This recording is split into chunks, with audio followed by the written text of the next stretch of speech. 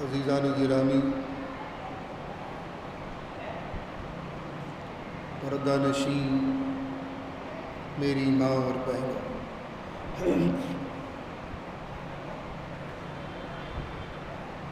بزم سیرت النبی کی یہ چھٹی نشست ہے، اور ان بچوں کے آنے کے بعد ان کی نعت خوانی نے تو میرے اندر ایک انرجی پیدا کر دی۔ الحمدللہ، اللہ اس فن کو ہمیشہ آپ لوگوں کا قائم رکھے، چونکہ ثنا ہو، حمد ہو، نعت پاک ہو، یہ اللہ اس کے رسول سے محبت کی دلیل ہے۔ نعت کہنا بھی، نعت پڑھنا بھی، نعت پاک کا سننا بھی، اور سیرت پاک کی نشستوں میں آنا بھی آپ حضرات کا حضور سے محبت کی دلیل ہے۔ یہ سیرت النبی ہے، اور سیرت النبی کے اہم گوشوں پر ان نشستوں میں روشنی ڈالی جا رہی ہے۔ بہت سے ہمارے بھائی اتنے سیدھے سادے ہیں، یاد دلانے پر آیا کہ ہاں سیرت النبی کے بعض ہو رہے مسجد حوض والی چوڑی والا میں، جبکہ ماہ ربیع الاول کی آمد تو پوری دنیا میں ڈنکا بجا کے آتا، پوری دنیا میں۔ بہرحال جب بھی جڑ گئے، اللہ ہمارے اس جڑنے کو، ہمارے اس بیٹھنے کو، سننے کو قبول فرما لے۔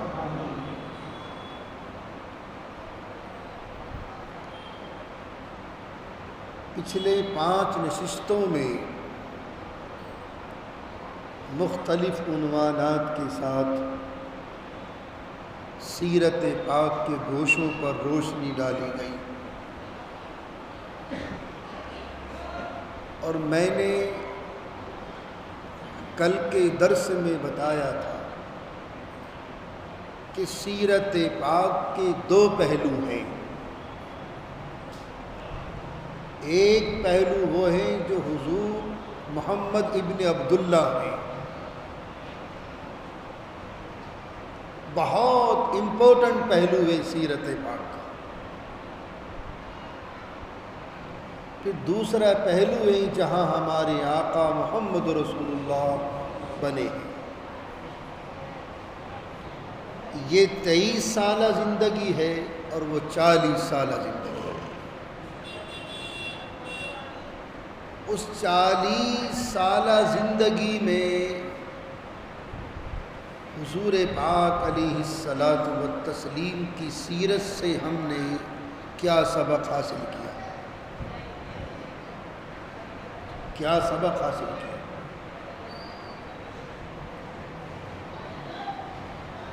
بنیادی چیز آپ یہ ذہن میں رکھیں کہ محاسبہ قیامت کے دن سب کا ہونا۔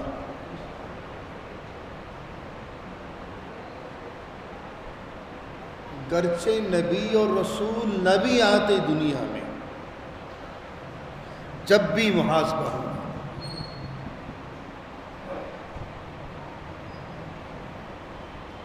گرچہ دنیا میں نبی اور رسول نہ بھی آتے، جب بھی انسان کا قیامت کا دن حساب و کتاب ہونا ہے۔ کیوں؟ اس لیے کہ اللہ تعالیٰ نے انسان کو آنکھیں بھی دی ہیں، شعور بھی دیا، عقل بھی دی ہے، سمع بصر، اس سے وہ سنتا ہے، دیکھتا ہے۔ اللہ رب العزت والجلال کی اس کائنات میں غور کرنے کا مقصد کیا ہے کہ اس ساری کائنات کے موجود ہونے کی دلیل یہ ہے کہ اس کا پیدا کرنے والا موجود ہے، موجود ہے۔ پھر آپ تو وعدہ کر کے آئے تھے اللہ کے یہاں، الست بربکم، عالم الست، تو محاسبہ تو ہونا ہے، اور محاسبے کی بنیاد عقیدہ توحید ہے۔ نمازیں یہ تو رسولوں نے آ کے بتائی ہیں، روزیں یہ تو رسولوں نے آ کے بتائی ہیں، لیکن وہاں تو اقرار کر کے آیا تھا الست بربکم قالوا بلی۔ یہ بنیاد ہے توحید کی۔ عقیدہ توحید کی بیس پر محاسبہ ہونا ہے، کیوں تم نے شریک کیا میری ذات کے ساتھ میں، میری صفات کے ساتھ، کیوں شریک کیا؟ تو محاسبہ ہونا۔ اور اسی عقیدے کو ختم کرنے کے لیے آج بہت سے گروپ پیدا ہو گئے، اور میری اور آپ کی شکل میں بھی ہیں، وحدانیت کے کانسیپٹ ہی کو ختم کرنا چاہتے ہیں، جو بنیاد ہے اللہ ایک ہے، ہمیشہ سے ہے، ہمیشہ رہے گا، اسی پر ہمارا ایمان ہے، اسی پر ہمارا یقین ہے، اسی پر مرنا ہے، اسی پر جینا ہے، اسی پر مر مٹنا ہے، اللہ ایک ہے۔ یہی کڑوی گولی نہیں اتر رہی حلق سے دشمنان اسلام، اللہ کو کیوں ایک ماننا ہے؟ کیوں ایک ماننا ہے؟ تو ماننا ہے اللہ ایک ہے، اس کا کوئی ہمسر نہیں، اس کا کوئی اور پھر ہمارا ایمان تو جب تک انکمپلیٹ ہے، جب تک کہ ہم تمام بنیادی صفات پر ایمان نہ لائیں، آمنت باللہ وملائکتہ وکتبہ ورسلہ والیوم الآخر والقدر خیرہ وشرہ بعث بعد الموت، یہ ایمان مفصل ہے۔ ہم تو کامل مسلمان ہو ہی نہیں سکتے جب تک کہ تمام نبیوں پر، رسولوں پر، آسمانی کتابوں پر، آخرت پر، مرنے کے بعد اٹھنے اور جینے پر، تقدیر کے خیر اور شر ہونے پر ایمان نہ لائیں۔ جب ہمارا ایمان کمپلیٹ ہوگا، ہاں یہودی وہ یہودی بن نہیں سکتے جب تک کہ ہمارے حضور کا انکار نہ کر دے، عیسائی بن نہیں سکتے جب تک کہ ہمارے حضور کا انکار نہ کر دے۔ ہمارے آقا نے 13 برس جو محنت کی ہے مکے میں، یہ توحید کی بنیاد ہے۔ وہی اجٹ قوم جن کی آستینوں میں بھی خدا رہتے تھے، ایسی گھٹی پلا گئے، شہزادہ سلمان آیا تھا، نہیں گیا، گاندھی جی کی سماجی پر نہیں گیا، ہم خدا کو سجدہ کرتے ہیں، اس کے علاوہ کسی کو نہیں کرتے۔ کاندھلے کے ایک بہت بڑے عالم گزرے ہیں، اکابرین میں سے، اکابرین میں سے، دیکھیے عربوں کو برا مت کہو، ان کی پرسنل لائف اس میں ہمیں انٹرفیئر کرنے کی ضرورت نہیں، وہ جانا حساب سب کو دینا، لیکن ہمارے اسلاف کا عقیدہ یہ بھی ہے عربوں کے تعلق سے کہ ہم وہ نیکیاں کرتے کرتے 100 برس تک وہاں نہیں پہنچ سکتے جو عرب ایک نیکی میں پہنچ جاتا ہے. عرب ایک نیکی میں پہنچ جاتا ہے. یہ کاندلے کے اکابرین کے کسی کے ملفوظات ہیں. کیا عقیدہ ہے,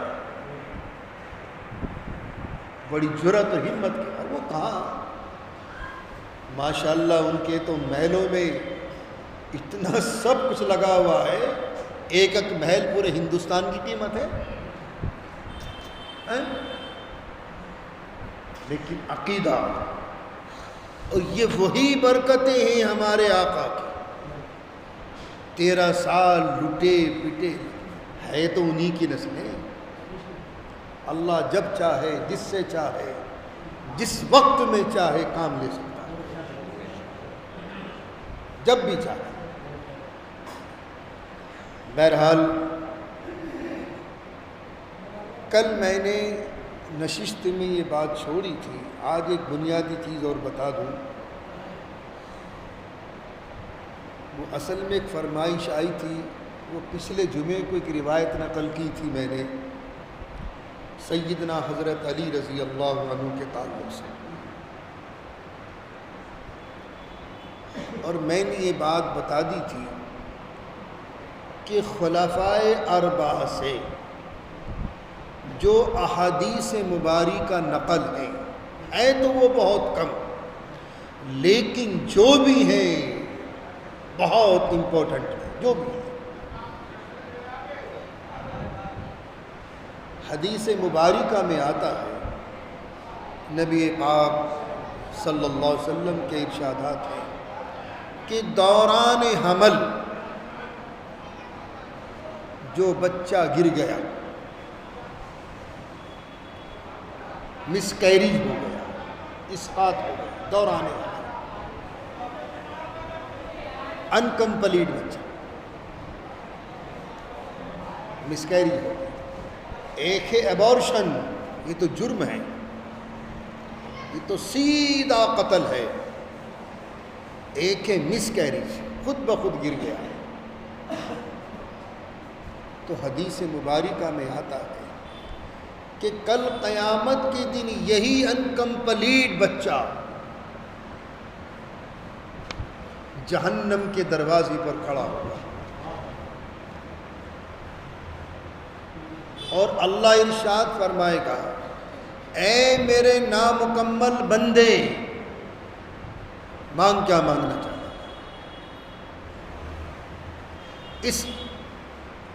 اس نامکمل بچے کے والدین جہنم میں جا رہے ہوں گے اپنے گناہوں کی وجہ سے.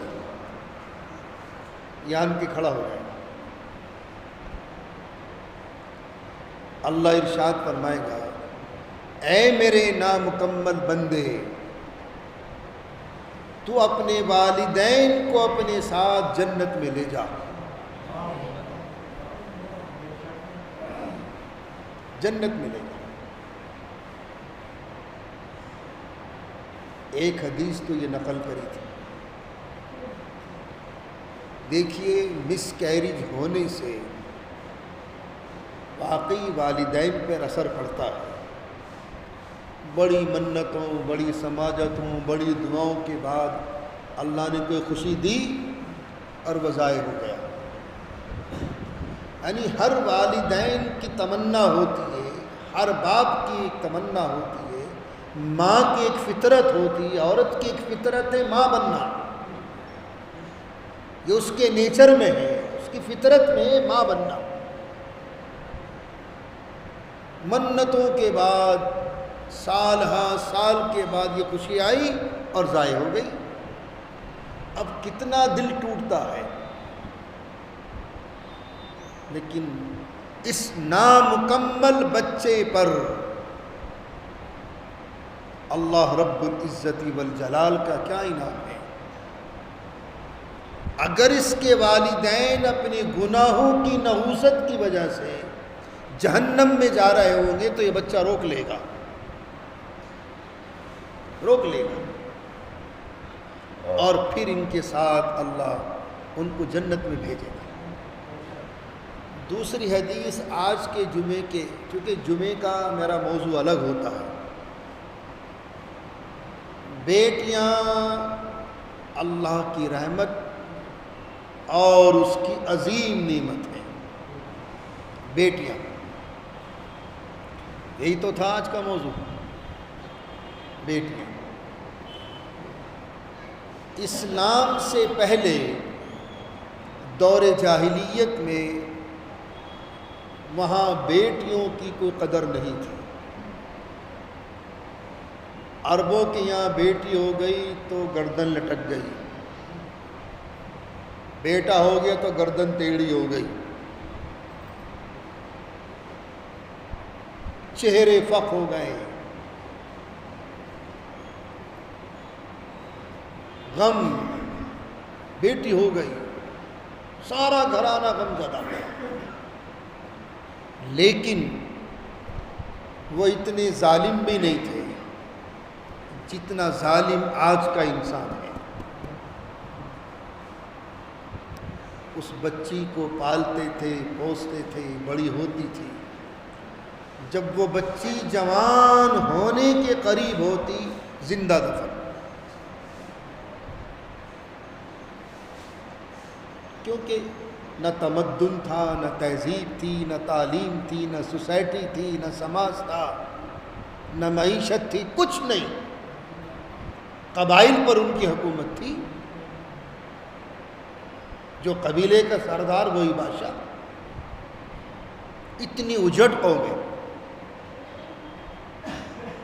لیکن آج کا انسان ان سے بڑا ظالم۔ الٹرا ساؤنڈ کرایا، دیکھ لیا ڈاکٹر نے، کہہ دیا لڑکی ہے تو وہیں ایبورشن۔ آج کا انسان عربوں سے بڑا ظالم ہے۔ وہ دنیا میں تو آنے دیا کرتے تھے۔ اور میرا ایک آرٹیکل آ رہا ہے، غالباً کسی اخبار میں آئے ہوگا یا آ جائے گا۔ میرے آرٹیکل اکثر و بیشتر ایک بنگلور سے ایک منتھلی رسالہ نکلتا ہے، ذرّی شعاع، اس میں اکثر میرے مضامین آتے ہیں۔ یہ 2-3 مضمون میں نے بھیجے کئی اخباروں کے لیے۔ اسلام میں عورت کا مقام، یہ اس کی ہیڈنگ ہے۔ بہت ہی دلچسپ مضمون ہے الحمدللہ۔ بس جب اس صوفتے میں ہوتا ہوں، قلم اٹھ گیا ہاتھ میں تو لو جی لکھ دیا۔ اسلام سے پہلے پوری دنیا کا حال یہ تھا کہ پوری دنیا میں بہت سے ممالک تو ایسے تھے کہ اس عورت ذات کو انسانیت سے ہی خارج کر دیا تھا، یہ انسان ہے ہی نہیں۔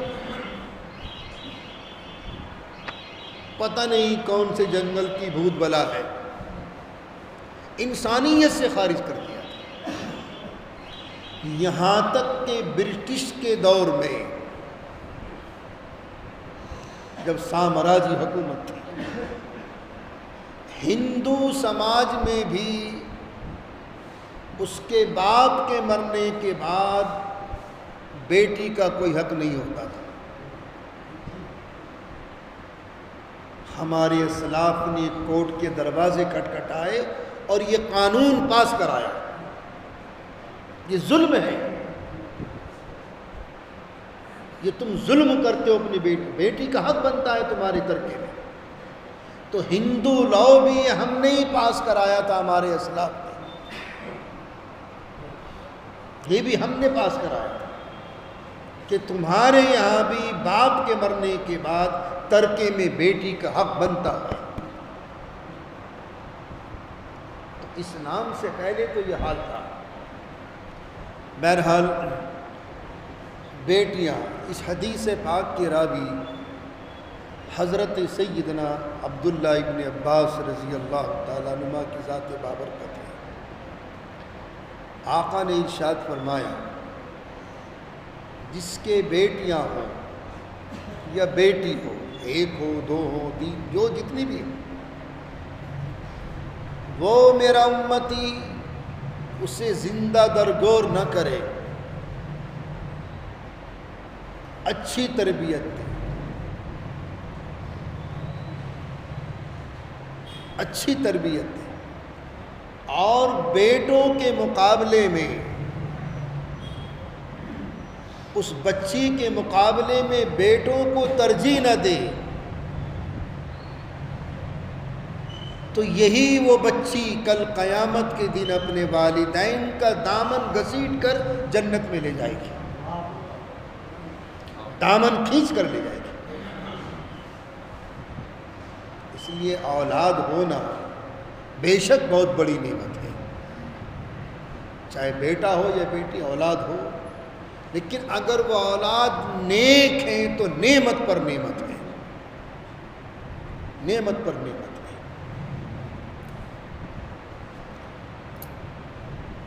کل میں نے بات یہاں چھوڑی تھی کہ حضرت حلیمہ سعدیہ رضی اللہ تعالی عنہا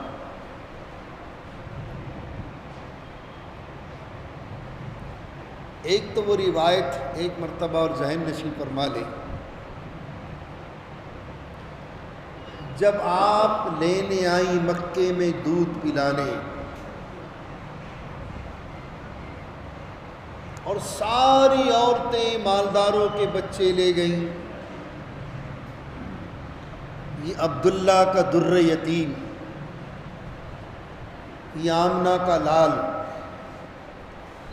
ایسے سفید کپڑے میں لپٹے ہوئے سو رہے تھے ہمارے آقا کہ اس کپڑے کی سفیدی حضرت حلیمہ کی زبانی سنیے کہ وہ کپڑا دودھ سے زیادہ سفید تھا، دودھ سے زیادہ سفید۔ کہاں سے آیا تھا، کون لایا تھا، کس نے بھیجا ہوگا؟ اور ریشمین کپڑے کا گدا تھا جو مخملی تھا، جو حضور اس پر آرام فرما رہے تھے۔ حلیمہ فرما رہی میں نے عذرائے ادب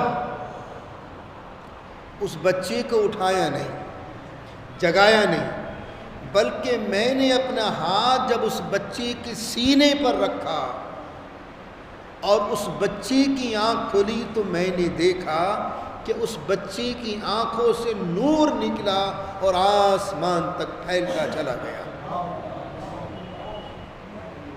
یہ حضرت علامہ حلبی رحمۃ اللہ علیہ کی سیرت کے حوالے ہیں، بہت مستند کتاب سیرت حلبیہ 6 جلدوں میں میرے پاس موجود ہے، یہ ان کی تحقیق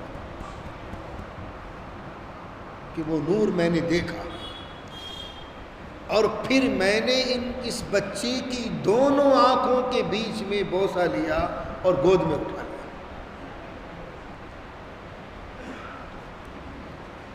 میرے سینے میں دودھ نہیں تھا،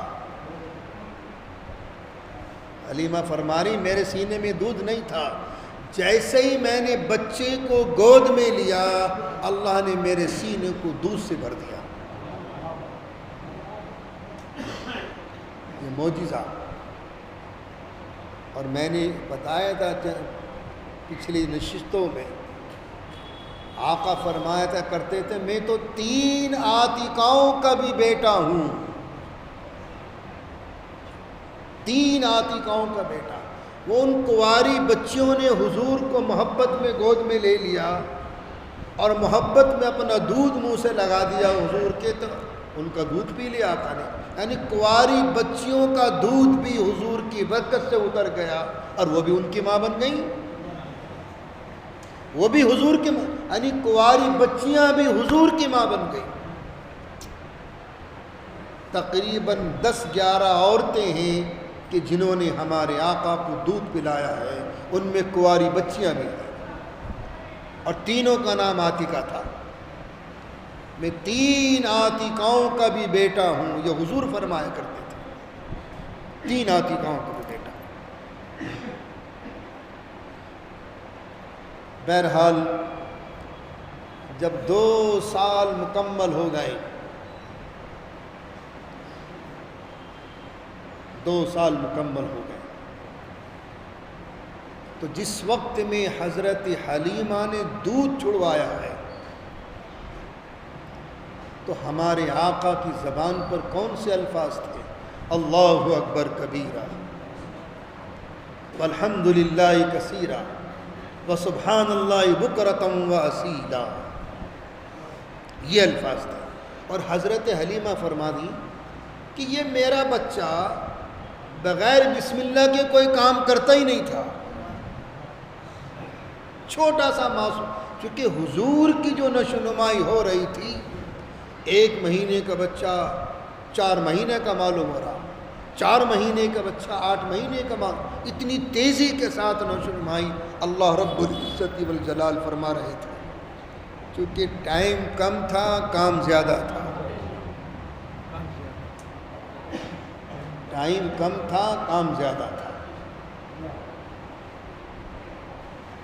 پورے عالم کو منور کرنا تھا، پورے عالم کو منور کرنا تھا۔ اس تیزی کے ساتھ نشو نمائی حضور پاک علیہ السلام تو بغیر بسم اللہ کے کوئی کام کرتے ہی نہیں تھے۔ یعنی 9 مہینے کی عمر کیا ہوتی ہے؟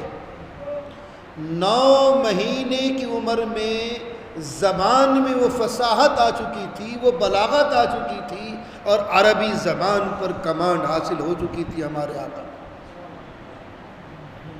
9 مہینے جب آپ بولنے پر آتے تھے تو بڑے بڑے فصحا بلاغا سرنگو ہو جاتے تھے۔ 9 مہینے کی عمر کیا ہے؟ حضرت حلیمہ، یہ سنی سنائی بات، حضرت حلیمہ کی یہ چشم و دید حالات ہیں، بال نہیں ہو تو جب 2 سال مکمل ہو گئے تو حلیمہ فرما رہی کہ میرے بچے نے جب یہ دودھ دونوں میاں بیوی مومن تھے، ان کے شوہر کا نام کیا تھا؟ حضرت حرس بن عبد العزیٰ رضی اللہ تعالیٰ، یہ رضائی باپ، آمنہ رضائی، حلیمہ رضائی ماں، آمنہ تو سگی ماں تھی،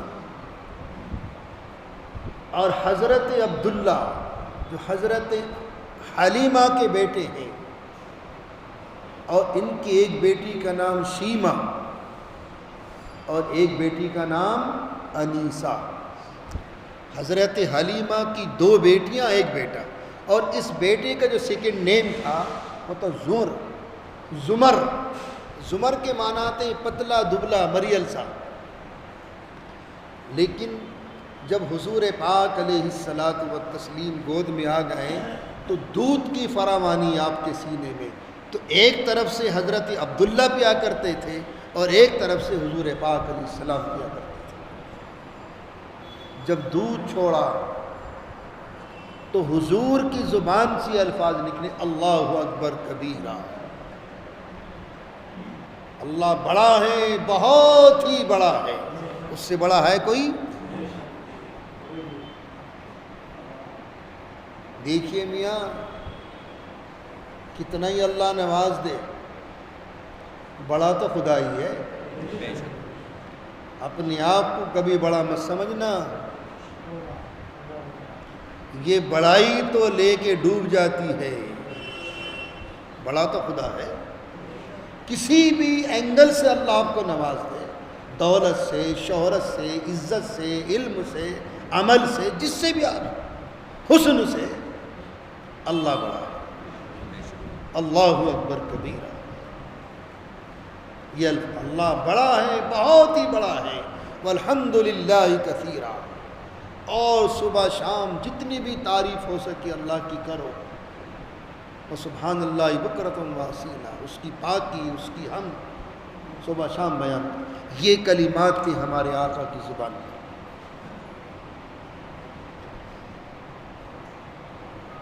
جب 2 سال مکمل ہو گئے تو حضرت حلیمہ حضرت آمنہ کی خدمت میں آئیں اس بچے کو لے کر، اور فرمایا آمنہ، مکے کے حالات صحیح نہیں ہیں، چونکہ ایک حدیث میں آتا ہے کہ جس وقت میں حضور حلیمہ کے گاؤں میں پہنچے پہلے راؤنڈ میں، تو حلیمہ فرماتی ہیں کہ ہمارے قبیلے کے ہر گھر سے مشک کی خوشبو مہکتی تھی. وہ بنجر زمین زرخیز ہو گئی، ہر گھر سے مشک کی خوشبو مہکتی تھی. اور یہاں تک ارشاد فرماتی ہیں حضرت حلیمہ، اس میرے بچی کی برکتوں کا ٹھکانہ کیا ہے. کوئی بیمار ہو گیا تو بسم اللہ پڑھ کر حضور کا ہاتھ رکھوا دیا کرتی تھی بیمار پر، اللہ فوراً شفا عطا فرما دیا کرتا تھا. یہاں تک کہ اگر کسی کا کوئی اونٹ بیمار ہو گیا، کوئی بکری بیمار ہو گئی، اونٹوں نے، بکریوں نے، آپ کے خچر نے خود حضور کو سجدہ کیا ہے. تو حضرت حلیمہ فرما رہی ہیں کہ اگر میرے خاندان میں سے، میرے گاؤں میں، میرے کنبے، میرے قبیلے کا کوئی اونٹ بیمار ہو گیا تو حضور کے پاس لیا. اللہ نے وہ شفا رکھی. میرے آقا تو روحانی حکیم بھی تھے اور جسمانی حکیم بھی تھے.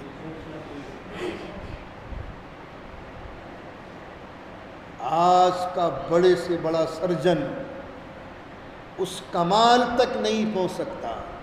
صحابہ جنگ میں مصروف ہیں، صحابی کی پیر کی ہڈی ٹوٹ گئی،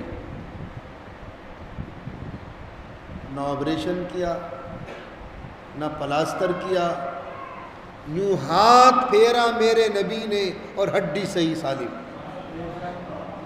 صحابی فرماتے ہیں کہ مرتے دم تک میرے کبھی اس پیر میں درد تک نہیں ہوا. کوئی ہے دنیا میں اتنا بڑا سرجن؟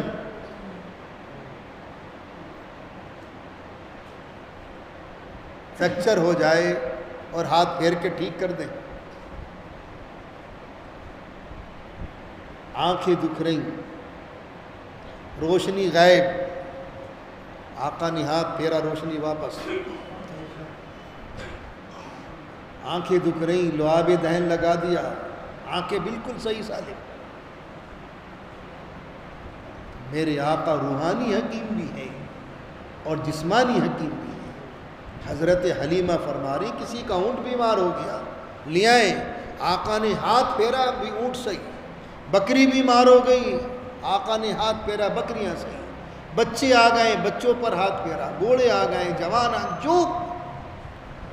یہی ایک موقع تھا حضرت مریم سلام علیہا کا.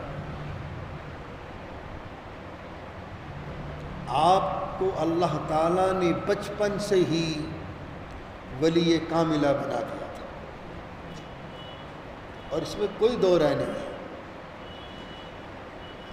جس کی پاک دامنی کی گواہی خود قرآن دے رہا ہے، اس کی عفت و عصمت کی گواہی، اس کی عظمت کی گواہی. مریم تیرے تقدس کو سلام،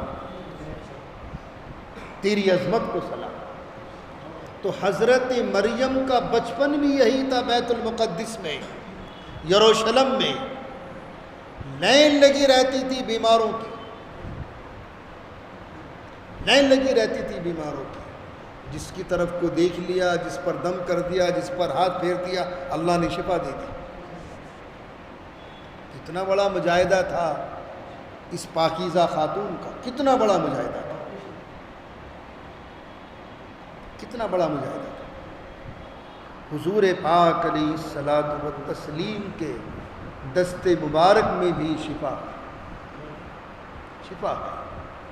تو حضرت حلیمہ فرما رہی کہ ہر گھر سے مشکوں کی خوشبو پھیلتی تھی، بنو سعد کے ہر گھر سے. 2 سال مکمل ہونے کے بعد حضرت آمنہ کی خدمت میں آئیں اور فرمایا آمنہ، مکے کے حالات بڑے خراب ہیں، بیماریاں پھیلی ہوئی ہیں. میں یہ چاہتی ہوں کہ یہاں کی آب و ہوا سے بچے، اور 2-4 سال کے لیے میں ان کو واپس لینا چاہتی ہوں. بچے کو لے گئی، واپس لے گئی. ایک روایت میں ہے کہ جب 5 سال حضور کے مکمل ہو گئے حضرت حلیمہ کے، کتنے؟ 5 برس. ایک روایت میں 6 برس، ایک روایت میں 4 برس. 4 ہو، 5 ہو، 6 ہو، بہرحال جو بھی ہے. جب یہ لے کر آ رہی 5-6 برس کے بچے کو واپس کر دیں، جن کی امانت تھی، عبد المطلب کے پوتے، عبداللہ کے بیٹے، آمنہ کے لخت جگر، نور نظر، جب ان کو واپس لے کر آ رہی ہیں تو مکے کے بالائی حصے سے حضور غائب ہو گئے. یہ واقعہ تو یورو کو شق، اسی بیچ میں شق صدر بھی ہوا ہے. شق صدر کا مطلب ہے اوپن ہارٹ سرجری. یہ کوٹ ورڈ تو سمجھو گے، اوپن ہارٹ سرجری. حضرت حلیمہ فرما رہی جب اس بچے کو میں دوبارہ لے آئی تو گھر کے پیچھے باڑہ تھا جہاں بکریاں بنتی تھی. اس باڑے میں سے میرے دونوں بچے شیمہ بھی عبداللہ بھی بھاگ کے چلے آ رہے ہیں. امی جان، بھائی کو تو عربی، محمد عربی کو تو 2 آدمی اٹھا کر لے بھاگے اور قتل کر دیا. اب جب حضرت حلیمہ بھی، ان کے خامند بھی بے تحاشا بھاگے، باڑے میں پہنچے تو دیکھا حضور کھڑے اور چہرے کا نور، خدا کی پناہ، لیکن چہرہ فق بھی تھا، پیلا پڑ گیا تھا. ایک دم سے غیب کی مخلوق سامنے آ جائے تو فرمایا بیٹا ہوا کیا؟ کیا ہوا؟ فرمایا میں 2 آدمی آئے اور میرے سینے کو چیر دیا. یہ حلق کی ہڈیاں گڈھے سے لے کر ناف تک، اور میرے دل میں سے کوئی کالا سا لوتھڑا نکالا اور پھینک دیا. اب ایک بہت باریک نقطہ سمجھیے گا. جو انسان نسل سے پیدا ہوئے ہیں ان کے اندر وہ لوتھڑا ہوتا ہے.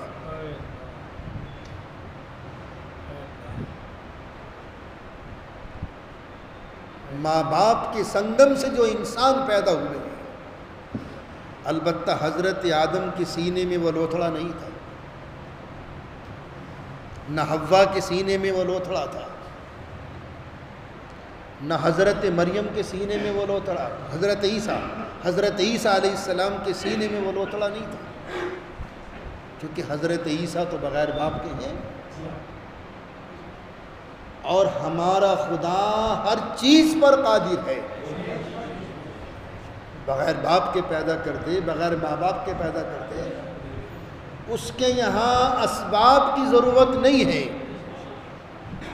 ہمارا خدا کسی سبب کا محتاج نہیں ہے. باقی ساری کائنات سبب کی محتاج ہے، خدا محتاج نہیں. اور کر کے دکھا دیا. آدم ہے، حوا ہے، حضرت عیسیٰ علیہ السلام ہے، بغیر باپ کے. کہنا تو آسان ہے، کہنا آسان ہے. تو چونکہ حضور پاک صلی اللہ علیہ وسلم کی ذات اقدس بھی ماں باپ کے سنگم سے ہی وجود میں آئی تھی. وہ لوتھڑا کیا ہے؟ اصل میں ہر انسان کے دل کے پاس ایک جھونپڑی ہے. کیا ہے؟ ایک جھونپڑی ہے جس میں شیطان کا تسلط رہتا ہے اور پھر شیطان برے برے وسوسے سے ڈال کر گناہ کراتا ہے. وہ جھونپڑی میں رہتا ہے. عام تام لفظوں میں سنو، وہ جھونپڑی، وہ نقطہ، وہ لوتھڑا کیا سمجھ میں آئے گا؟ وہ جھونپڑی ہے، جھونپڑی. اس جھونپڑی سے ہی وہ اپنا نشانہ تانکتا ہے. اور حدیث پاک میں آتا ہے جب انسان کوئی گناہ کر لیتا ہے تو اس کے دل پر سیاہ نقطہ لگ جاتا ہے. توبہ کر لی دھل گیا، پھر کر لیا، پھر توبہ کر لی دھل گیا، کرتے رہو دھوتا رہے گا، معافی کو مانگتے رہو دھوتا رہے گا۔ لیکن اگر توبہ نہیں کی تو پھر وہ نقطہ پھیلتا ہے، پھر پھیلتا ہے، پھر پھیلتا ہے، یہاں تک کہ پورا قلب سیاہ ہو جاتا ہے۔ اور جہاں اس مومن پر ہمارا قلب آ گیا تو پھر ایمان کے سلب ہونے کا بھی خطرہ ہے۔ پھر یہاں ہے خطرے کی گھنٹی، توبہ کر رہا ہے کرتا رہو، معافی مانگ رہا ہے مانگتا رہو، لیکن جب معافی مانگنی بند ہو جائے، احساس ندامت ہی ختم ہو جائے، دیکھیے انسان کے ایمان کی حرارت کا ایک نظریہ ہے، جب انسان سے کوئی گناہ ہو جاتا ہے تو پھر اس کا ضمیر اس کو جھنجھوڑتا ہے، اور اتنا جھنجھوڑتا ہے کہ وہ چاہتا ہے زمین پھٹے اور میں سما جاؤں۔ یہ اس کے ایمان کی حرارت ہے۔ جب یہ ندامت کے تھپیڑے پڑنے لگے اور ضمیر آپ کو جھنجھوڑنے لگے تو سمجھ لینا ابھی ہمارا ایمان زندہ ہے۔ اور جس وقت میں ندامت کے تھپیڑے ہی بند ہو جائیں، ضمیر کے جھنجھوڑنا بند کر دیا، احساس ندامت ہی ختم ہو جائے، پھر سمجھ لینا کہ اب خطرے کی گھنٹی ہے، ایمان خطرے میں۔ حالانکہ اللہ اپنے نبیوں کا نگہبان بھی ہے، محافظ بھی ہے، وہ چاہے لوتھڑا نکالے نہ نکالے، اللہ خود نگہبان ہے ان کا۔ نبی بننے سے پہلے بھی ولایت کی ٹاپ کی منزل پر ہوتا ہے، کیونکہ نبی تو سماج میں دائی بن کر آئے گا، اور دائی کا جو سب سے پہلا نشانہ ہے کہ اس کا خود دامن پاک ہو۔ جب وہ دعوت کا کام کرے دامن اس کا پاک، کہیں ایسا نہ ہو کہ پھر آپ معاشرے میں دعوت کا کام لے کر کھڑے ہوں اور تم پر انگشت نمائی ہو، میاں تم تو فلاں کلب میں میرے ساتھ تھے، فلاں پارٹی میں میرے ساتھ تھے۔ تو اس لیے دائی کا اصول ہے کہ اس کا دامن خود پاک ہو، خود پاک ہو۔ اس لیے اللہ براہ راست اپنے نبیوں پر توجہ رکھتا ہے، پھسلنے نہیں دیتا۔ نبی بننے سے پہلے براہ راست اللہ کی توجہات ہوتی، تو اگر وہ لوتھڑا نکلتا یا نبی نکلتا، اللہ خود اپنے نبی کا محافظ ہے، لیکن پھر بھی بحیثیت انسانیت کے کہ یہ میرا محبوب آنے والے وقت میں دائی بن کر آئے گا اور ایسی اجٹ قوم کے سامنے آئے گا جو کندہ اناد تراش قوم ہے، جس کو سمجھانا بھی مشکل ہے۔ اسی لیے میرے نبی کی وہ جو سیرت ہے 40 سالہ بے داغ سیرت ہے، اور اس 40 سالہ سیرت مبارکہ کے ہر پہلو میں امت کے لیے تعلیم ہے، امت کے لیے تعلیم ہے۔ تو فرما رہا ہے آقا، امی وہ 2 آدمی آئے تھے، مجھے پکڑ کے لٹا دیا میرے سینے اور ایک کالا سا لوتھڑا نکالا اور پھینک گیا، میں صحیح ہوں؟ اب گھبرائیں کہیں ایسا نہ ہو بچہ امانت ہے۔ اور یہ جو قریش کا جو خاندان ہے نا، قریش کا، یہ خاندان بھی نورانی خاندان ہے۔ کائنات کی تخلیق سے پہلے ہی اللہ تعالیٰ نے اس خاندان کو نور عطا فرما دیا تھا،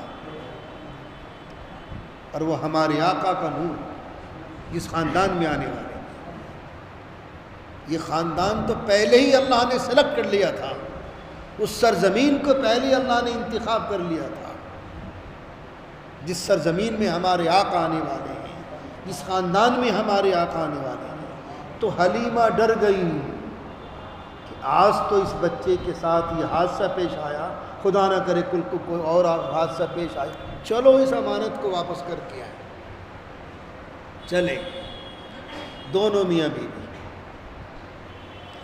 جب مکے کے بالائے حصے میں پہنچے تو حضور غائب ہو گئے۔ یہ حضور غائب ہو گئے۔ اب یہ دیکھتی پھر رہی حلیمہ، کہاں ہے بچہ، کہاں ہے محمد، کہاں ہے بچہ، روتی پھر رہی، غائب ہو گئے۔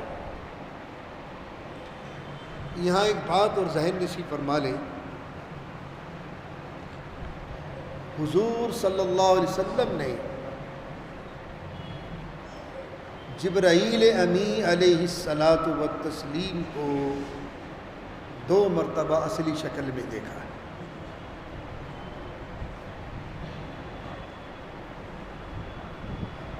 جب پہلی وحی آئی سورہ اقرا کی 5 آیتیں، اس کے بعد وحی کا تسلسل بند ہو گیا تھا۔ اسی دوران میں آقا پریشان رہتے تھے، کہاں گیا فرشتہ، اللہ کا کلام کیوں نہیں آیا، کہاں غائب ہو گیا۔ تو یہ شعر اجیاد جو ہے باب عبدالعزیز کے سامنے، یہ اس زمانے میں میدان ہوگا، اس زمانے میں میدان ہوگا۔ تو حضور یہاں تشریف فرما ہے اور جبرائیل فضاؤں میں معلق ہیں۔ ایک روایت تو جبرائیل فضاؤں میں معلق ہے۔ اب ایک دم سے عالم غیب کی مخلوق سامنے، وہ بھی معلق، تو انسان پر تو پریشر پڑے گا۔ ہمارے آقا تو انسان ہیں، ہمارے آقا فرشتے نہیں ہیں، انسان ہیں۔ انسان کی فطرت ہے ڈرنا۔ دوسری جو روایت ہے کہ وہیں کرسی بچھائی جبرائیل نے اور تشریف فرما ہو گئے، وہیں شعر اجیاد پہ، زمین پر پیر ہیں اور سر آسمان سے ٹچ ہو رہا ہے، اور ساری فضاؤں کو جبرائیل کے وجود نے گھیر رکھا ہے۔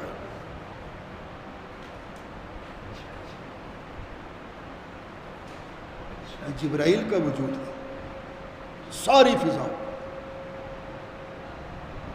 ڈر گئے، بے ہوش ہو گئے، یہاں تک کہ حضور گر گئے اور کپڑے بھی مٹی میں اور ریت میں لت پت ہو گئے۔ پھر جبرائیل آئے انسانی شکل میں، اٹھایا حضور کو، مٹی وٹی جھاڑی، چہرہ مبارک کو صاف کیا، پھر لے گئے حضرت ام المؤمنین خدیجہ رضی اللہ تعالیٰ عنہ کے گھر میں۔ اس کے بعد فرمایا تھا خدیجہ مجھے چادر اڑا دو، مجھے کمبل اڑا دو، پھر یہ یا ایھا المدثر قم فانذر وربک وکبر وثیابک فطہر والرجز فاہجر۔ یہ 5 آیتیں بڑی قیمتی ہیں۔ ان 5 آیتوں کو 5 مرتبہ پڑھ لیا کرو، دنیا میں تمہارا کوئی بال بیکا کرنے والا پیدا نہیں ہوا۔ 5 آیت بڑی مکمل، بڑی قیمتی آیت ہے، 5 آیت۔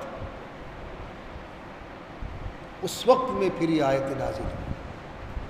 یہ عمل یاد رکھنا، نکل گئی زبان سے آج 30-40 سال کے بعد۔ یہ 5 آیت ہیں۔ اس صورت میں 3 پارٹ ہیں، اور ہر پارٹ میں 2 آیت، 1 آیت، 3 آیت۔ وہ خیر وہ عملیات سے اس کا تعلق، تم یہ 5 پڑھ لیا کرو۔ چلو یہ 5 آیتیں روزانہ پڑھ لیا کرو، کبھی کوئی پریشانی نہیں آئے گی، کبھی کوئی تمہارا بال بیکا نہیں کر سکتا۔ 5 آیتیں پڑھ لیا کرو۔ اس وقت میں جبرائیل کا دیدار ہوا۔ بہرحال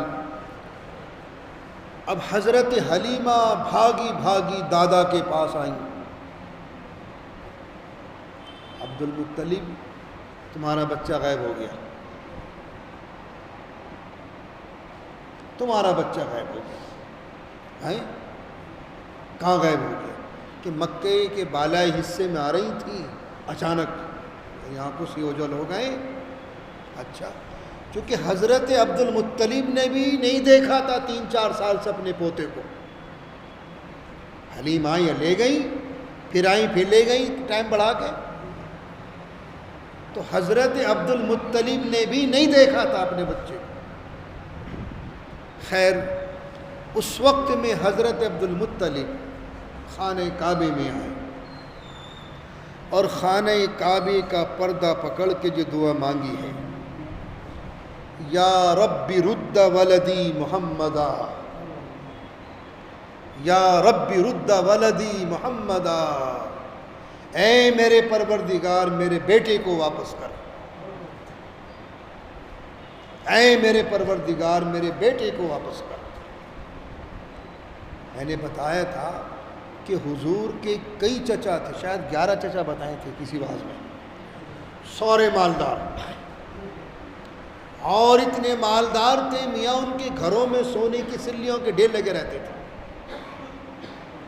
حضرت ابو طالب یہ غریب تھے ان کے مقابلے میں۔ بہرحال حضرت عبد المطلب جو دعا مانگ رہے ہیں، یا رب ردا، یا رب ردا ولدی محمدا، ایسے والہانہ انداز میں پوتا ہے، پوتا ہے، اور وہ بھی یتیم، بغیر باپ کا بیٹا، اور کون تھا آپ کا کفیل؟ ادھر حضرت آمنہ ہے، ادھر آپ کے دادا ہیں، ادھر ماں ہیں، تو اتنی والہانہ انداز میں دعا مانگی، یا رب رد ولدی محمدا، اے میرے پیارے اللہ۔ ایک بات اور ذہن نشین فرما لیں، میں نے ایک جملہ کہا تھا کہ محاسبہ ہر انسان سے ہوگا قیامت کے دن، چاہے نبی آتے یا نہ آتے، لیکن محاسبہ سب سے ہوگا،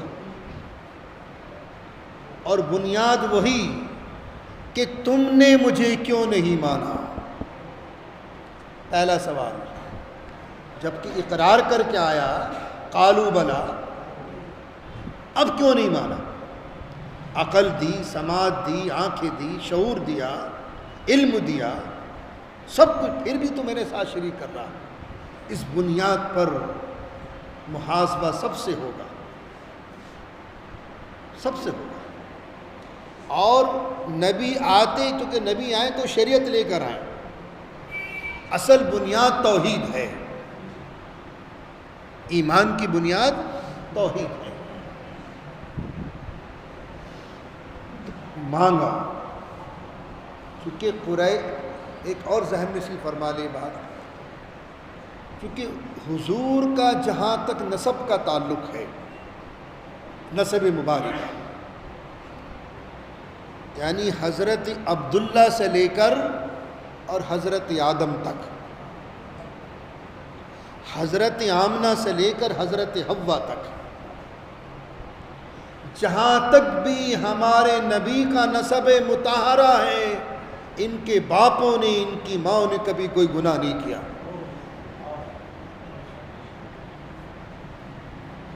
حالت شرک و کفر میں رہتے ہوئے بھی کسی برائی کے قریب نہیں گئے، یہ شان رہی ہے۔ حالانکہ وہاں تو ہر برائی عام تھی، بھائی عرب کے سماج میں تو ہر برائی عام تھی اسلام سے پہلے، لیکن جہاں تک ہمارے حضور کا نسب مطہرہ ہے، اتنا پاکیزہ نسب ہے کہ ماں بھی پاک، دادا دادا، لکڑ دادا، شکر دادا، جہاں تک بھی نسب جا رہا ہے سب پاک ہے، کوئی گناہ نہیں۔ اتنا پاکیزہ نسب کس نے محفوظ رکھا؟ اللہ نے۔ وہی نگہبان ہے، وہی محافظ ہے۔ تو یہاں دعا مانگ رہا ہے خانہ کعبہ پکڑ کے، اللہ کا گھر، یا رب رد ولدی محمدا، اے میرے پروردگار میرے بیٹے کو واپس کر، میرے بیٹے کو واپس کر۔ ہاتف غیبی آئی، غیب سے آواز آئی، ندائے غیبی، عبد المطلب تمہارا پوتا تہامہ کی وادی میں فلاں پیڑ کے نیچے کھڑا ہے۔ یہ کس نے بھیجی آواز؟ یہ ہاتف غیبی آئی، ندائے غیبی، اور حضرت عبد المطلب اپنے کانوں سے سن رہے ہیں کہ فکر نہ کریں، تمہارے پوتے کے ہم نگہبان ہیں، تمہارے بیٹے کے ہم محافظ ہیں۔ تو فوراً پوچھ پڑے میرے پروردگار کہاں ہے میرا پوتا، کہاں ہے میرا بیٹا؟ کہ تہامہ کی وادی میں فلاں درخت ہے جس کا نام شجرہ یمنی ہے، اس کے نیچے کھڑے، جاؤ۔ گھوڑا لیا، اور آپ کے ساتھ ایک اور تھے رفیق سفر، ورقہ بن نوفل۔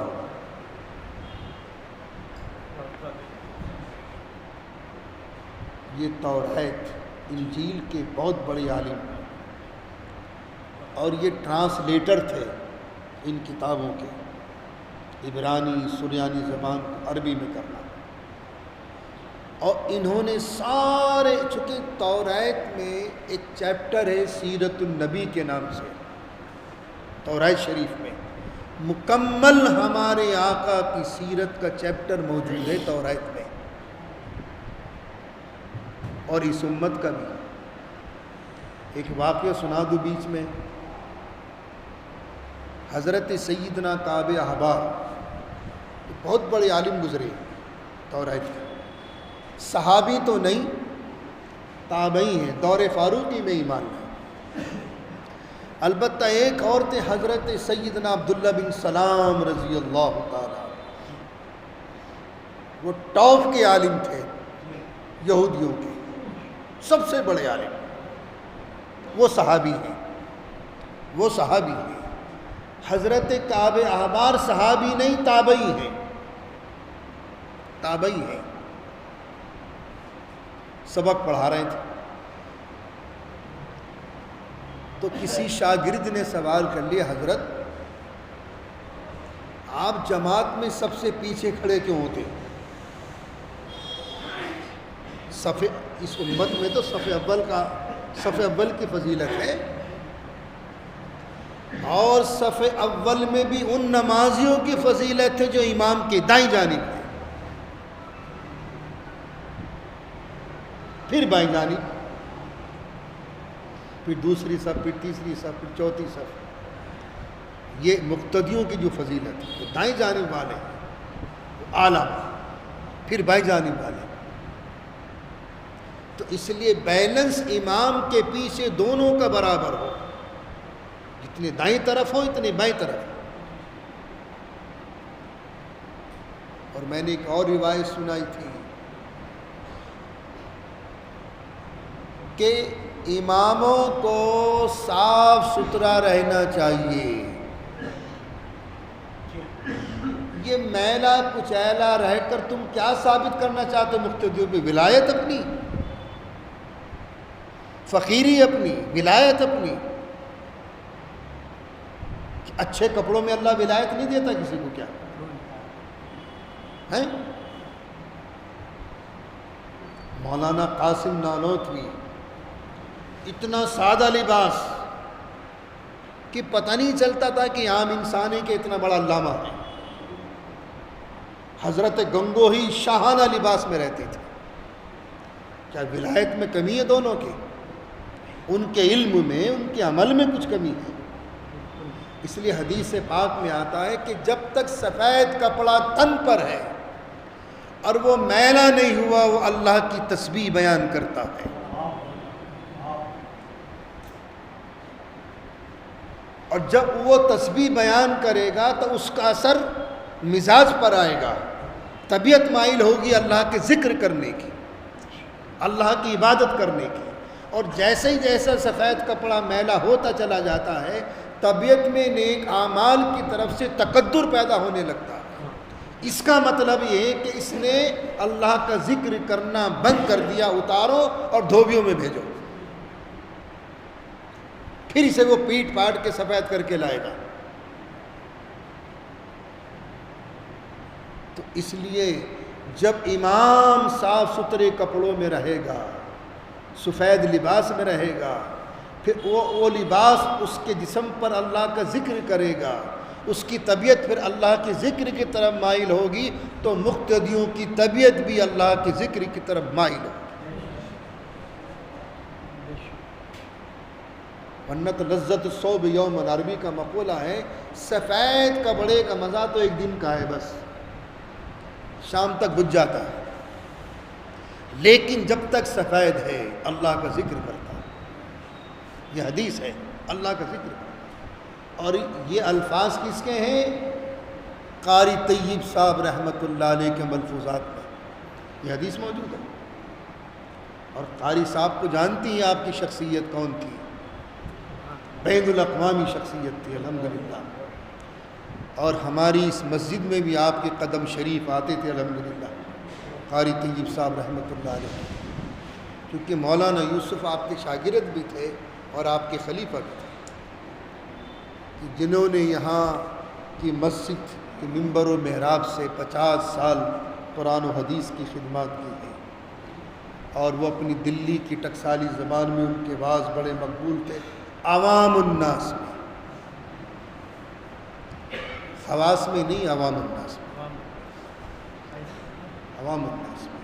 بہرحال آج بھی اللہ کام لے رہا ہے اور لیتا رہے گا قیامت تک، لیتا رہے گا. قرآن و حدیث کی خدمات آج بھی ہو رہی ہیں اور کل بھی ہوگی انشاءاللہ، قیامت تک جاری رہے گی. بہرحال تو حضرت کعب احبار سے پوچھا شاگردوں نے، حضرت آپ پچھلی صف میں نماز کیوں پڑھتے ہیں؟ تو فرمائے سنو، میں نے تورات پڑھی، اس میں پڑھا کہ حضور کی امت میں ہر نماز میں کوئی نہ کوئی اللہ کا ولی رہتا ہے. نماز کے ہر مجمع میں، 5 نمازوں میں اللہ کا کوئی نہ کوئی نیک بندہ رہتا ہے، جس نیک بندے کے طفیل اللہ تمام نمازوں کی نمازیں قبول کر لیتا ہے. اس لیے میں آگے کھڑا نہیں ہوتا، خدا نہ کرتا اگر وہ نیک بندہ میرے پیچھے ہو گیا تو بیعت بھی ہو جائے گی، اس لیے میں آخری صف میں کھڑا ہوتا ہوں. یہ اس امت کا مقام ہے. میاں نصیبہ ہے کہ اللہ نے ہمیں اس امت میں پیدا کر دیا، ہمارا نصیبہ ہے. پھر ہماری قسمت یہ ہے کہ اللہ نے مسلمان گھرانے میں پیدا کر دیا. ہم تو اس کا بھی شکریہ قیامت تک اپنے پروردگار کا ادا نہیں کر سکتے. کتنا بڑا احسان ہے. بہرحال عبد المطلب پہنچے ورقہ بن نوفل کو لے کر، تو وہ جھاڑیاں تھی، جھاڑیاں، ان جھاڑیوں میں آقا اندر ہیں، اور ماشاءاللہ 6 سال کا بچہ معلوم ہو رہا ہے 18 سال کا بچہ، حسن و جمال کے پیکر. فرمایا محمد کہاں ہو؟ کون ہو تم؟ جھاڑیوں میں پہچان نہیں سکے حضرت، کون ہو تم؟ فرمایا میں محمد ابن عبداللہ ابن عبد المطلب ہوں، ابن ہاشم ہوں. بس سینے سے لگایا اور واپس لیا. یہ 6 سال کی عمر ہے، ایک روایت میں 5 سال کی عمر ہے، ایک روایت میں 4 سال کی عمر ہے. تیسرا مسئلہ یہاں ذہن نشی فرما لیں جو میں نے کل بتایا تھا. ایک مرتبہ حضور پاک صلی اللہ علیہ وسلم کی خدمت میں جبرائیل موجود تھے. فرمایا یا رسول اللہ، میں آج آپ کے سامنے کچھ سرداروں کی فہرست بیان کر دوں. سردار ہاں بھائی بتاؤ کون کون ہے؟ کہ تمام انسانوں کے سردار تو حضرت آدم ہے، اور اولاد آدم میں سردار آپ ہیں، اولاد آدم میں سردار آپ ہیں۔ پھر فرمایا کہ شہیدوں میں سردار حضرت حابیل ہیں، شہیدوں میں سردار حضرت حابیل ہیں، اور رومیوں کے سردار صہیب رومی ہیں، حبشیوں کے سردار بلال حبشی ہیں، فارسیوں کے سردار سلمان فارسی رضی اللہ تعالیٰ عنہ ہیں۔ اور پھر فرمایا مویشیوں میں جو سردار ہے وہ بیل ہے۔ پھر فرمایا وحشیوں میں سردار ہاتھی ہے، درندوں میں سردار شیر ہے۔ پھر فرمایا کہ دنوں کا سردار جمعہ ہے، مہینوں کا سردار رمضان شریف ہے، اور فرشتوں کا سردار اسرافیل بھی آیا ہے۔ ایک روایت میں اسرافیل، حالانکہ سردار تو حضرت جبرائیل ہی ہیں، لیکن اسرافیل علیہ السلام سور لیے کھڑے ہوئے ہیں۔ پھر فرمایا کلاموں میں سردار عربی ہے، اور عربی کا سردار قرآن کریم ہے، اور قرآن کریم کی سردار سورۃ البقرہ ہے۔ یہ حابیل کا ذکر کیوں آیا؟ اس سیرت کے موضوع میں حابیل کا ذکر کیوں آیا؟ ایک بات ذہن نشین فرما لیں، حابیل دنیا میں سب سے پہلی شخصیت ہے کہ جن کو شہید کیا گیا نسل انسانی میں۔ اس کی وجہ کیا تھی؟ کہ حضرت سیدنا آدم علی نبینا علیہ الصلاۃ والتسلیم کی شریعت کا ایک قانون تھا، جو بچہ ایک جوڑے سے پیدا ہوا، جوڑا ایک حمل سے، ایک لڑکی ہوا کرتی تھی ایک لڑکا، اب دوسرے حمل سے جو لڑکی ہوگی اس کی شادی اس سے ہوگی اور اس کی شادی اس سے ہوگی۔ قابیل کے ساتھ جو لڑکی پیدا ہوئی تھی وہ بہت حسین و جمیل تھی، حابیل کے ساتھ جو لڑکی پیدا ہوئی تھی وہ اتنی خوبصورت نہیں تھی۔ اب چونکہ شریعت آدمی یہ تھی کہ رشتہ کر دیا، یہ قابیل اس بچی سے رشتے کو تیار نہیں، حضرت حابیل نے، حضرت آدم نے بہت سمجھایا، نہیں مانا، یہاں تک کہ قابیل حضرت آدم علی نبینا علیہ الصلاۃ والتسلیم نے ارشاد، اچھا بھائی اپنی اپنی قربانیاں پیش کرو، جس کی قربانی اللہ قبول کر لے گا اس کی شادی اس کے ساتھ ہوگی۔ حضرت حابیل نے تو دمبا پیش کیا اور قابیل نے غلہ پیش کیا، اناج۔ اس زمانے میں قربانیوں کے قبول ہونے کی ایک علامت تھی، دمبا ذبح کیا، پہاڑوں پہ رکھ دیا، غلہ پہاڑوں پہ رکھ دیا، جو آگ آسمان سے آگے جلا گئی تو سمجھ لیں کہ اس کی قربانی اللہ کے یہاں مقبول ہو گئی، اور جس کو نہیں جلایا وہ مقبول نہیں۔ تو حضرت حابیل نے جو قربانی پیش کی تھی وہ تو اللہ نے قبول فرما لی، قابیل نے جو پیش کی تھی وہ قبول نہیں۔ پھر حسد بڑھ گیا، یہاں تک کہ قابیل نے موقع پا کر اپنے بھائی کو قتل کر دیا۔ یہ سب سے پہلا انسان ہے جو شہید ہوا ہے، پھر لاش لیے پھر رہا ہے، ایک روایت میں 1 مہینہ، ایک روایت میں 1 سال، ایک روایت میں 100 برس تک اپنی پیٹھ پر اس لاش کو لیے پھرا۔ کیا کروں؟ چونکہ دفن کا کوئی سسٹم نہیں تھا اس زمانے میں، کہاں پھینکوں اس کو؟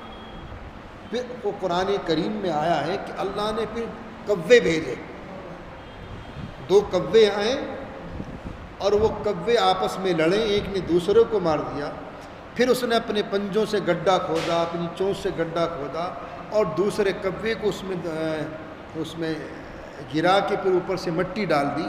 اب اس کی سمجھ میں آ گیا کہ اب اس کی قبر کھود. اب قابیل نے پھر قبر کھودی, پھر اپنے بھائی کو اس میں دفن کیا. جب سے اس قبر کی سنت زندہ ہے.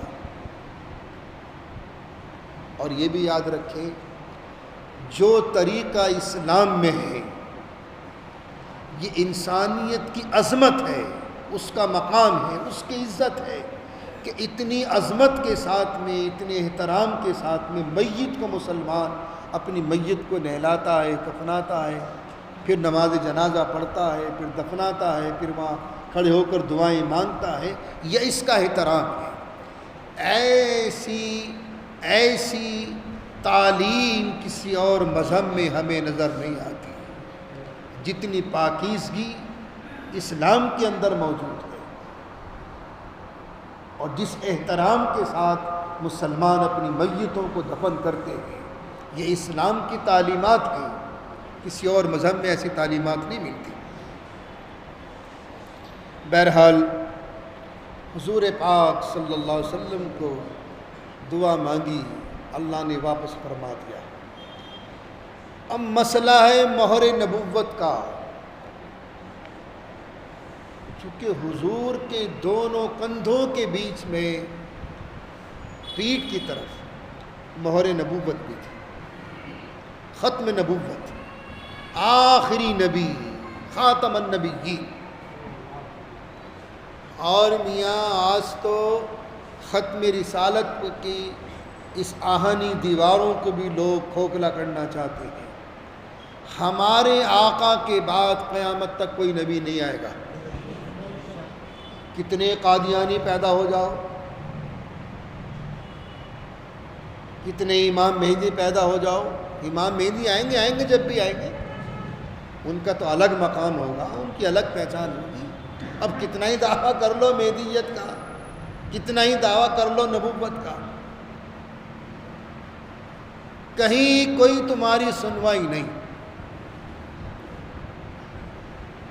اور جو ان کے ماننے والے ہیں, ہاں نبی کے بعد جو قادیانی کو ماننے والے ہیں وہ بھی ایمان سے خارج ہیں, کوئی ایمان نہیں ان کے پاس. تو یہ ختم نبوت حضور کی ایک شان یہ بھی تھی, یہ معجزہ تھا حضور کا. جس طریقے سے آقا اپنی نگاہ مبارک سے سامنے کا دیکھتے تھے, حضور کو پیچھے سے بھی نظر آتا. اور ایک واقعہ میں آپ کو سناتا چلوں. 2003 میں جب پہلی مرتبہ حاضری ہوئی حرمین شریفین کی, آپ بھی ساتھ تھے. یہ حاجی جی بیٹھے, انہوں نے بڑی خدمات کی تھی ہماری. حاجی احمد صابری صاحب مکے میں بڑی خدمات کی تھی, اللہ ان کی خدمت کو قبول فرمائے. بہرحال اور ایک شام کی دعوت تو ان کے یہاں کمپلسری تھی میری, یہی کھانا میرے ساتھ کھانا. بہرحال تو اس وقت میں آپ نے دیکھا ہوگا کہ مدینہ جو جنت البقیع ہے, اس کے آس پاس کے علاقے میں وہ سارے افغانیوں کی مارکیٹ تھی, سارے افغانی چھائے ہوئے, مکے میں بھی اور وہاں بھی. اب تو دوسرے لوگ چلے گئے ہیں, اب مکے میں اور وہاں بھی. اس وقت میں تو اسی بھیڑ بھاڑ کے علاقے میں ہمارا ہوٹل تھا. اب حرم کی جب اذان ہوتی تھی وہ گلیوں میں کو نکلے اور اندر حرم میں. تو ایک دن میں نے دیکھا کہ مولانا طلحہ رحمۃ اللہ علیہ, حضرت شیخ رحمۃ اللہ علیہ کے فرزند, وہ بھی اس سال حج پر تھے. تو میں نے دیکھا حضرت کو ایک دن کہ معاجیہ شریف سے نہیں بلکہ جہاں اصحاب صفہ کا چبوترا ہے اس کے پیچھے ایک پلر ہے بہت بڑا, اور وہاں رحلیں رکھی رہتی ہیں, رحلیں کلام پاک رکھنے کی رحلیں رکھی رہتی ہیں. وہاں کھڑے ہو کر درود و شریف پڑھ رہا ہے, صلاۃ و سلام پڑھ رہا ہے. میں بھی پیچھے سے چلا گیا. جب حضرت فارغ ہو گئے ہیں, میں کہا حضرت یہاں سے بھی حکم ہے پڑھنے کا. برجستہ میرے ذہن میں سوال آیا, حضرت اب تک تو ہم آگے سے پڑھ رہے ہیں, مواجیہ شریف سے چہرہ مبارک سامنے ہے, موکھلا ہے, پھر دوسرا موکھلا ہے, پھر تیسرا موکھلا ہے, پھر شیخین کے موکھلا, لیکن یہاں کی بھی کوئی روایت موجود ہے؟ بے ساختہ میں نے سوال کر دیا حضرت سے, بھائی کھڑے کھڑے. فرمایا کہ بیٹا آپ نے پڑھا ہوگا کہ حضور کو مہر نبوت سے بھی دکھائی دیا کرتا تھا۔ میں کہا حضرت پڑھا تو ہے، روایت پڑھی ہے۔ فرمایا آقا کروٹ سے لیٹے ہوئے ہیں تو چہرہ مبارک تو ادھر ہے مواجہہ شریف کی طرف اور پیٹھ مبارک ادھر ہے، تو جیسے آقا ادھر سے دیکھتے ہیں صلاۃ و سلام کرنے والوں کو، ادھر سے بھی دیکھتے ہیں۔ اس لیے مجھے وہاں جاتے ہوئے تھوڑی سی بھیڑ بھاڑ ہوتی ہے، بے ادبی نہ ہو جا تو میں آرام سے کھڑے ہو کر ادھر سے ہی صلاۃ و سلام پڑھ لیتا ہوں۔ تو یہ میرے نبی کا معجزہ، جیسے میرے آقا آنکھوں سے دیکھتے تھے ایسی ہمارے حضور پاک صلی اللہ علیہ وسلم کو مہر نبوت سے بھی پیچھے سے بھی نظر آتا تھا۔ تو یہ مہر نبوت کب لگی ہے، اس کی تفصیل انشاءاللہ کل کے درس میں آئے گی۔